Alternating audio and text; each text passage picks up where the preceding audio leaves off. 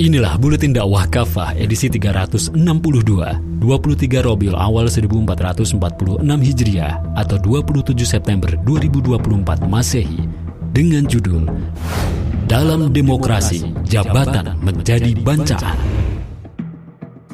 Kamis 19 September lalu, DPR RI mengesahkan rancangan Undang-Undang tentang perubahan atas Undang-Undang Nomor 39 Tahun 2008 tentang Kementerian Negara. Salah satu usul yang diubah adalah jumlah kementerian yang akan dibentuk dalam kabinet akan datang. Lewat perubahan ini, kepala negara baru yang akan dilantik pada 20 Oktober nanti bebas membuat kementerian tanpa ada batasan. Cacat etika.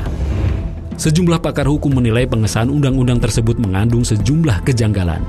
Denny Indrayana, mantan Menkumham, menuliskan ada sejumlah cacat dalam pengesahan undang-undang tersebut, di antaranya cacat legislasi. Ini karena prosesnya yang dikebut dan mengejar target pada akhir masa jabatan DPR dan Presiden. Tidak ada partisipasi publik yang bermakna atau meaningful participation dalam proses pembuatan dua RUU tersebut. Padahal sudah jelas, MK membatalkan Undang-Undang Ciptaker karena tidak adanya partisipasi yang bermakna tersebut. Mantan Menkumham itu juga menyebut tindakan DPR ini sebagai cacat etika bernegara. Mestinya, pada akhir-akhir masa jabatan, Presiden dan DPR tidak lagi layak menghasilkan keputusan-keputusan strategis yang berdampak luas dalam kehidupan berbangsa. Apalagi prosesnya sangat elitis, mengabaikan masukan dan kepentingan publik yang lebih luas. Jumlah jajaran menteri yang membengkak dalam kabinet juga berpeluang menjadi cara Presiden terpilih untuk membalas budi kepada partai-partai dan pihak-pihak yang membantu kemenangannya dalam Pilpres. Seperti sudah menjadi tradisi dalam sistem demokrasi, pembentukan kabinet oleh presiden terpilih menjadi ajang bancaan alias bagi-bagi kekuasaan di antara para anggota koalisi dan para pendukungnya. Memang presiden terpilih Prabowo Subianto merencanangkan pembentukan zakon kabinet, yaitu kabinet yang diisi oleh kalangan profesional.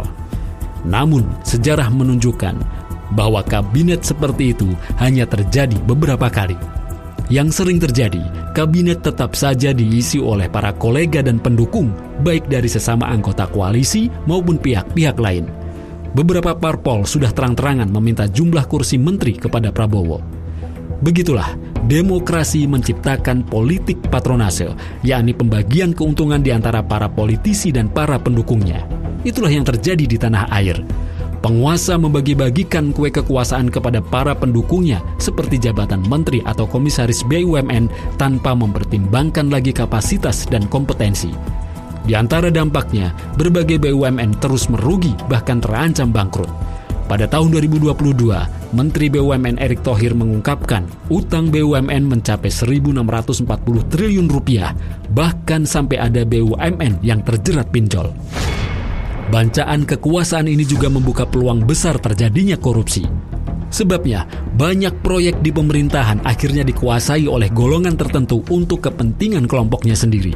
Pengawasan dan penindakan pun menjadi sulit untuk dilakukan karena terjadi konflik kepentingan di antara legislatif, eksekutif, bahkan yudikatif. Terbukti dalam sistem demokrasi, kekuasaan bukanlah di tangan rakyat, tetapi di tangan segelintir elit penguasa dan partai politik. Demokrasi meniscayakan prinsip pemenang mengambil segalanya. Terjadilah bancaan kekuasaan secara konstitusional. Jabatan itu amanah. Sistem demokrasi tentu berbeda dengan sistem pemerintahan Islam. Dalam Islam, Nabi Muhammad SAW memberikan contoh dengan tidak memberikan kekuasaan atau jabatan kepada orang yang berambisi atas kekuasaan tersebut. Beliau bersabda, "Kami, demi Allah, tidak akan mengangkat atas tugas atau jabatan ini kepada seorang pun yang memintanya dan yang berambisi terhadapnya." Hadis riwayat Muslim. Abu Bakar At-Tartusi dalam Siraj Al-Muluk menjelaskan, rahasia di balik semua ini adalah bahwa kekuasaan atau jabatan adalah amanah. Berambisi atas amanah kekuasaan adalah salah satu bukti dari sikap khianat. Jika seseorang yang khianat diberi amanah, maka itu seperti meminta serigala untuk mengembalakan domba.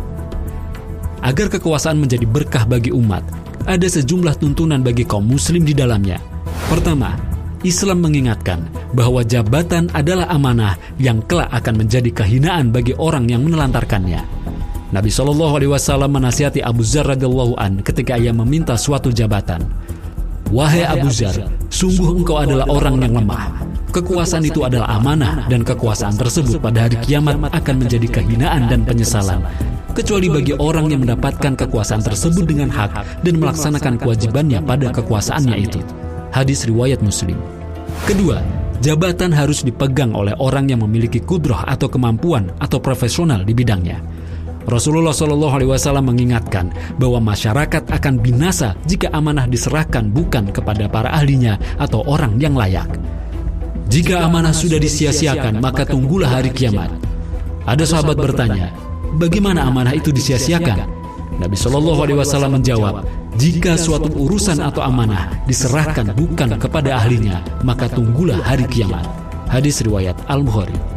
Selain soal kapabilitas, Rasulullah SAW juga menyebutkan ciri-ciri pemimpin yang mendapatkan kebaikan dan pertolongan Allah, yakni yang dikelilingi oleh para pembantu yang sidik.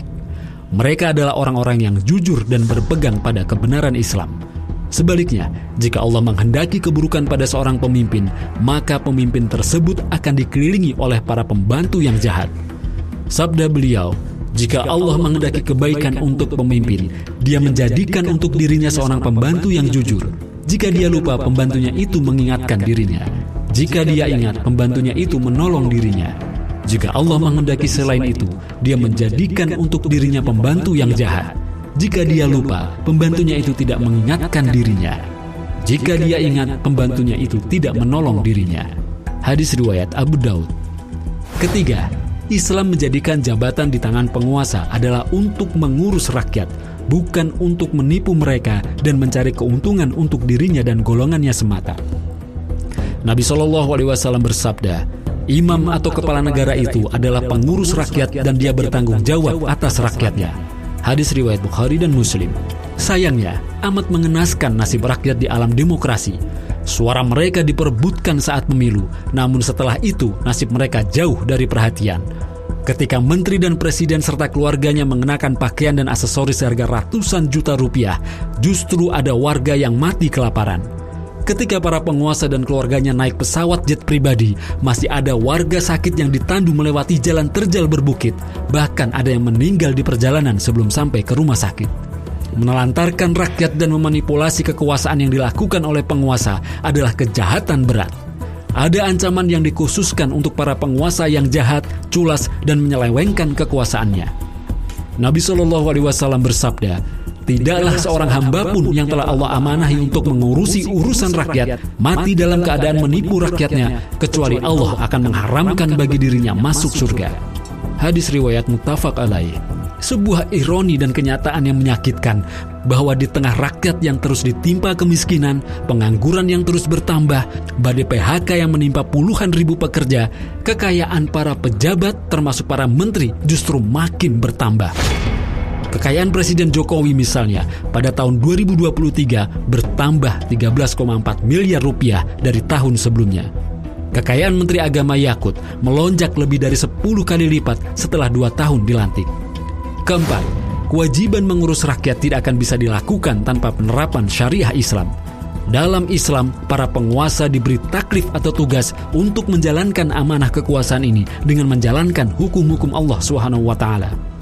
Dalam Quran Surat An-Nisa ayat 58, Allah SWT berfirman, yang artinya, sungguh Allah telah menyuruh kalian agar menyerahkan amanah kepada orang yang berhak menerimanya dan juga menyuruh kalian untuk menetapkan hukum di antara manusia dengan menetapkan hukum yang adil. Terkait ayat ini, Imam At-Tabari dalam tafsir At-Tabari menukil perkataan Ali bin Abi Thalib radhiyallahu an, kewajiban penguasa adalah berhukum dengan hukum yang telah Allah turunkan dan menunaikan amanah. Penerapan syariah Islam oleh penguasa adalah bukti keimanan kepada Allah SWT. Penerapan syariah Islam juga akan mendatangkan keadilan dan keberkahan bagi rakyat. Dengan penerapan syariah Islam, para penguasa pun akan senantiasa diliputi oleh ketakwaan. Mereka akan menjadikan rakyat sebagai prioritas kemakmuran. Hukum pun dapat ditegakkan dengan seadil-adilnya, jauh dari kepentingan pribadi maupun golongan.